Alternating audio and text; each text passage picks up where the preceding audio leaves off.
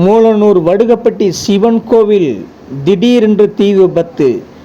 தாராபுரத்தின் அடுத்த உள்ள மூலனூர் வடுகப்பட்டி சிவன் கோவில் சித்ரா பௌர்ணமி முன்னிட்டு தென்னை மட்டையால் பின்னி பந்தல் கோவில் முழுவதும் போடப்பட்டு இருந்தது. இதில் திடீரென்று ஏற்பட்ட தீ விபத்தால் பரபரப்பு ஏற்பட்டது. வடுகப்பட்டி சிவன் கோவில் திடீர் தீ விபத்து. கோவில் உள்பகுதியில் போடப்பட்டு இருந்த 2 லட்சம் மதிப்புள்ள பந்தலும் சாமான்கள் மற்றும் அலங்கார பொருட்கள் மற்றும் முற்றிலும் எரிந்து சேதமடைந்தன. இந்த விபத்து ஏற்படும் போது கோவில் யாரும் இல்லாதனால் உயிர் சேதம் எதுவும் ஏற்படவில்லை.